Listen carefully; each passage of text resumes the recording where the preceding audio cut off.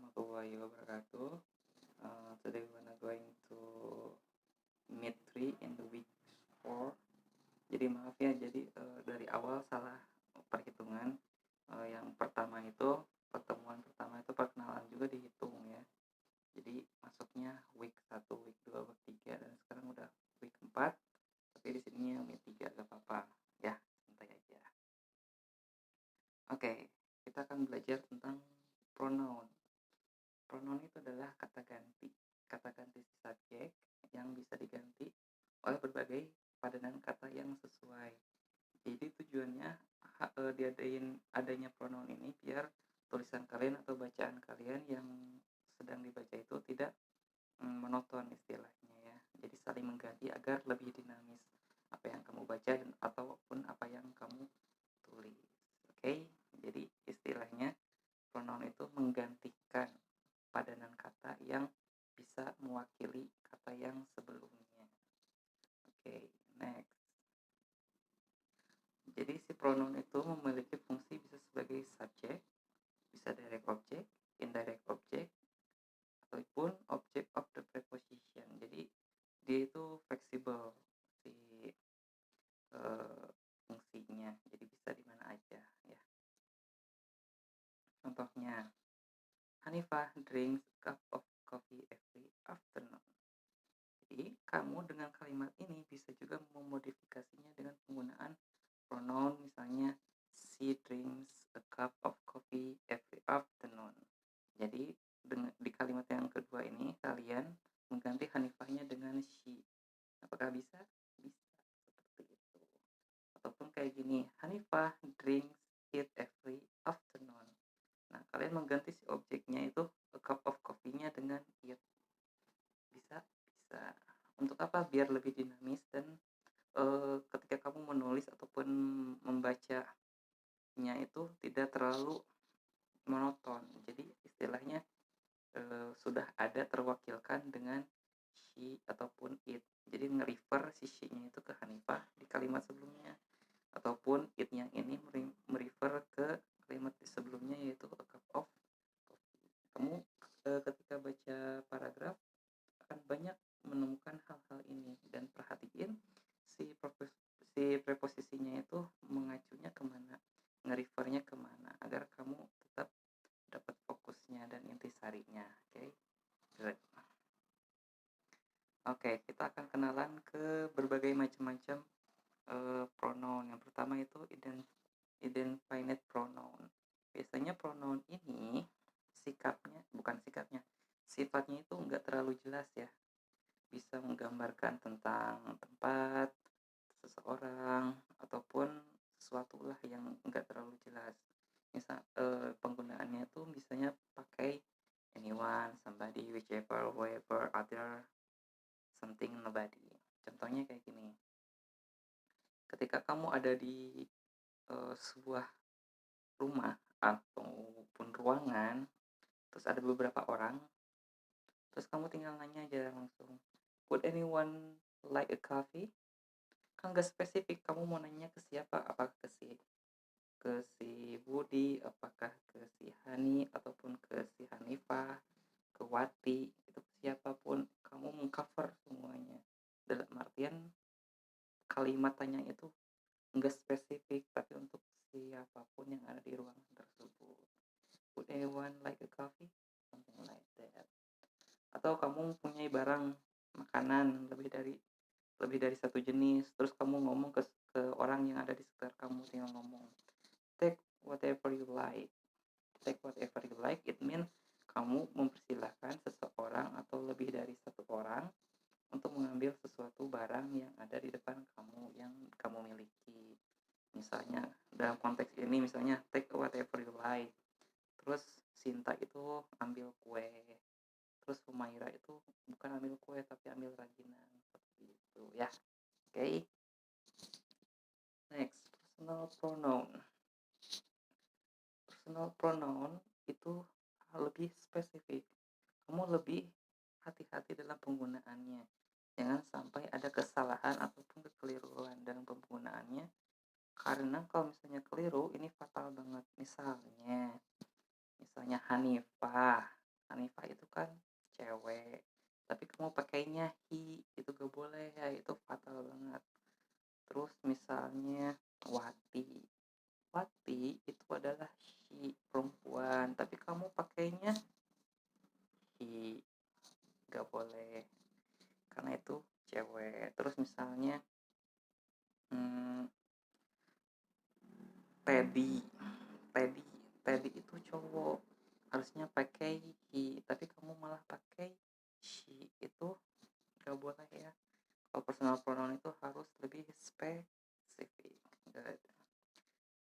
Uh, jenis-jenis personal pronoun itu kita udah tahu lah ya. Ada I, we, you, they, he, she, it. I, we, you, they, he, she, it. Contohnya seperti ini. Jack and David are friends.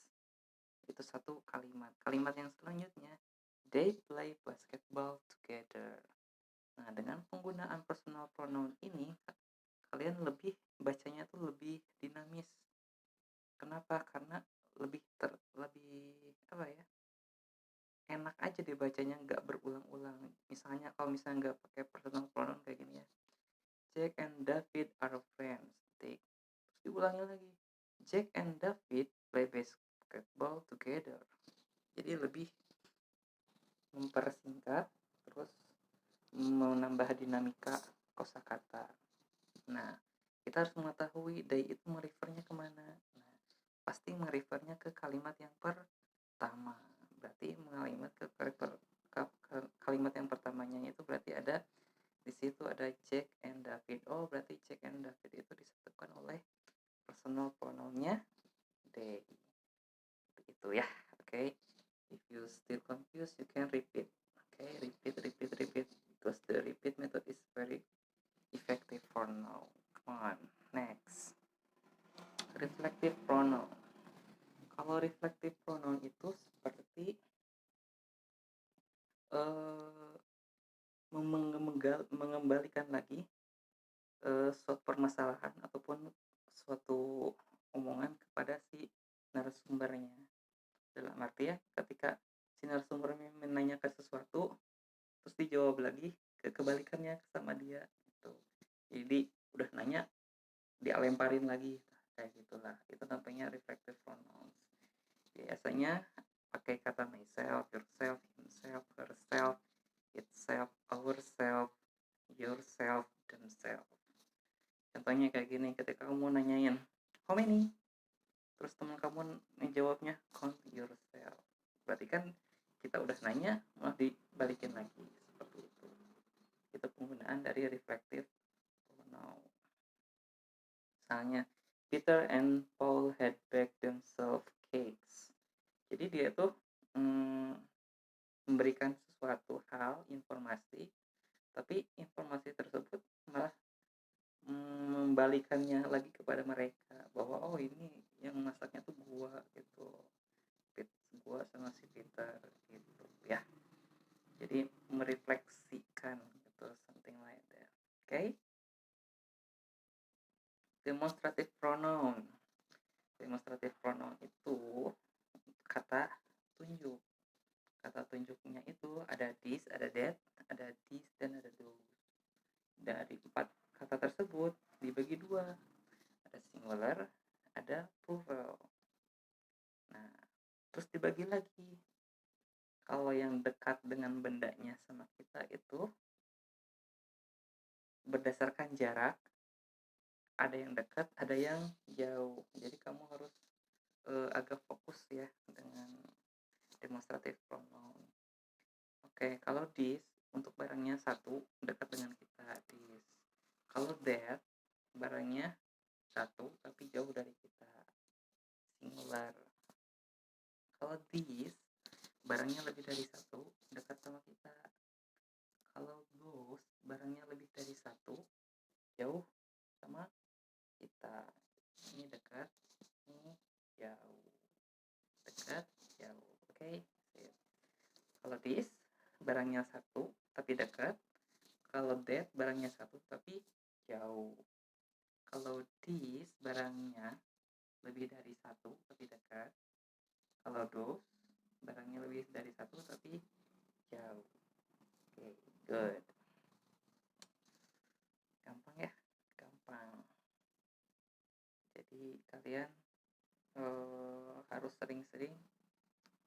pahami ketika apa yang kamu belum belum pahami.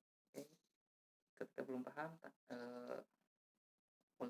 ulang lagi, dan kalau misalnya masih mentok bisa tanya dan chat langsung ke saya. Oke, contohnya I prefer this, sesuatu barang yang ada di dekat dia.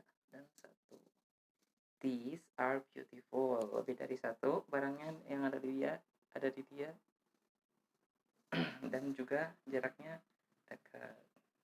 Oke, gampang ya. Oke, good. Possessive pronoun.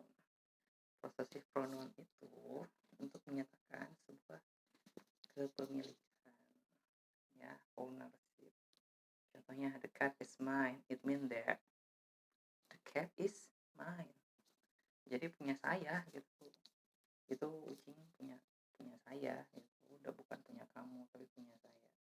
Untuk menyatakan sebuah kepemilikan. Jadi ada its, ada hers, ada his, ada yours, ada ours, ada theirs, ada whose. Jadi kamu bisa gunakan sesuai dengan kebutuhannya. Oke, seperti itu. Relative pronoun. Relative pronoun itu untuk memberi pertolongan kepada kata selanjutnya yang bertujuan untuk sebagai menambahkan informasi, extra information. Oke, biasanya ada who, which, that, whom, sama whose. Contohnya, the man who stole the car went to jail. Man di sini kan cowok tuh banyak, yang mana gitu.